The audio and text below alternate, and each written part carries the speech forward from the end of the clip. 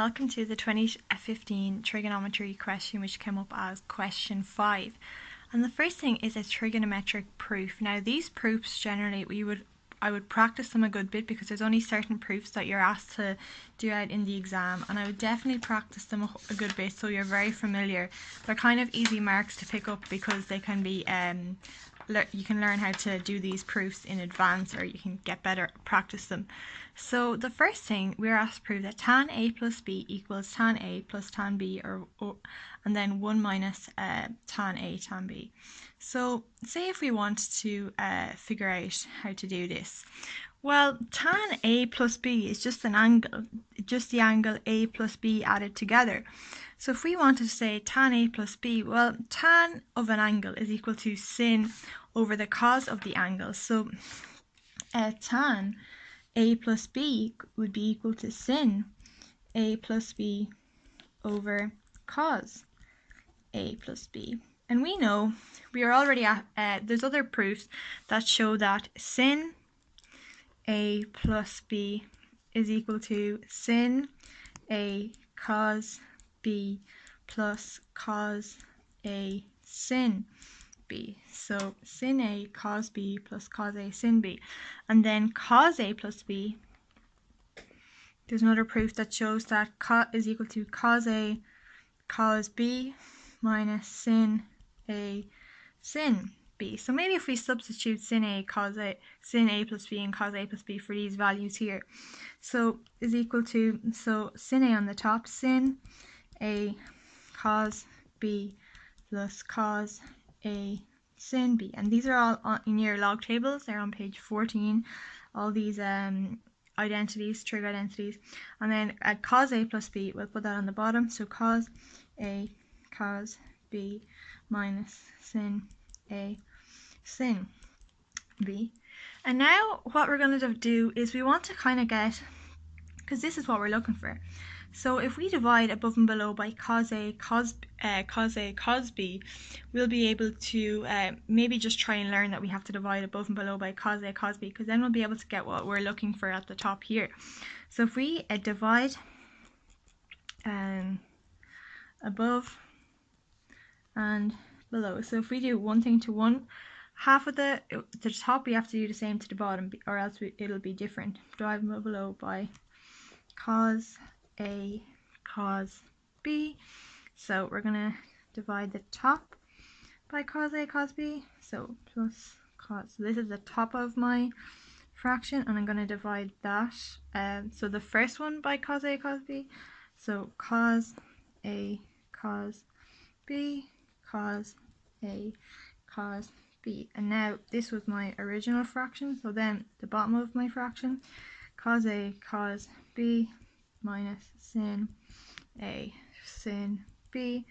I'm dividing both of these by cos A cos B over cos A cos B. So one thing I know is that sin of an angle over the cos of that same angle is equal to tan of an angle, of that angle. And if I divide sin of an angle by the exact same thing, which is sin of an angle, I get 1. Similarly, if I divide cos of any angle over itself, cos of any angle, I get 1. So knowing that, I'm going to go on to this. So I have cos B over cos B here. So they're going to cancel and I'll get 1. I have cos A over cos A. They'll cancel to give me 1. Cos A over cos A to give 1. And then sin, so nothing else is going to cancel off for me.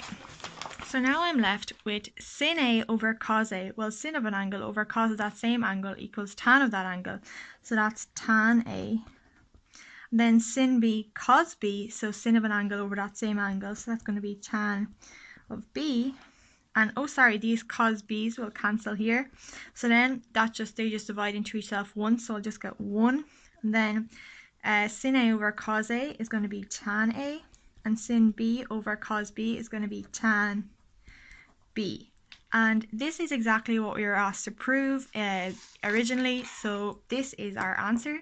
So now I'm going to go on to the next part of the question. So I'm just going to, so the next question, so it was 5B, And let me just get that question.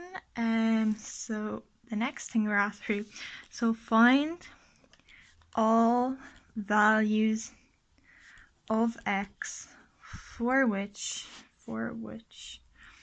sorry about the sin of 3x is equal to root 3 over 2, and x is between 0 and 360, and x is in degrees, so make sure your calculator is in degrees and not in radians. So the first thing that I could say here was, so first I'm going to get, so if sin 3x is equal to that, so if I want to get whatever 3x is by itself, it's sin inverse and then root 3 over 2, and I get, so I had my calculator in radians, so I'm gonna put it back into degrees because just to make sure everything is in the same units. Root 3 over 2, and I get is equal to 60.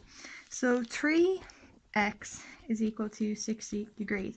But notice here that sin is positive.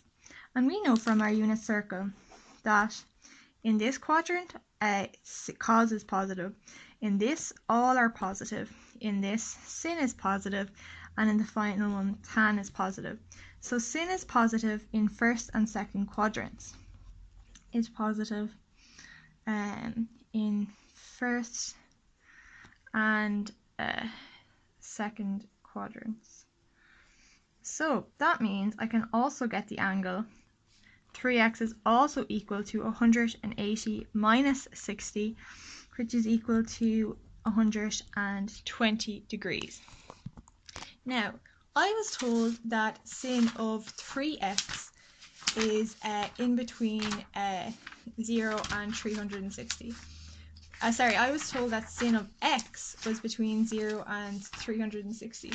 But if I want to get sin of 3x, well, I'm going to have to go about it a little bit differently.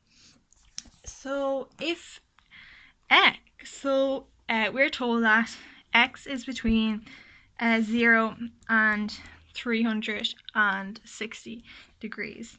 But then 3x must be, so if x is between this, and then 3x is going to be between, we're going to have to multiply this side by 3, that by 3, and 360 by 3. So we're going to have to multiply everything by 3. So then 0 by 3 is just 0. So 3x is between 0 and 1080 degrees. So if we want to then figure out 3x is between 0 and 100 and 1080. So so 60. So tan is sin is of the angle is 60 and 120. But I can also add on rotations of 360 degrees. So if I want to add on a rotation, so say for 60, if I want to add on 360 degrees, so 360 plus 60 will give me 420, and then plus another 360 will give me 780, plus another 360 will give me 1140. But so this is plus 360, this is plus another 360, so 360 just another rotation. So, but this can't be included because it can only go up to 1080, so we're going to scrap that. And then 120, I'm going to add on rotations for that. So 360 plus 120, so we get 480, and we're going to add 100, so we're going to add 360 to that, and we get 840 degrees.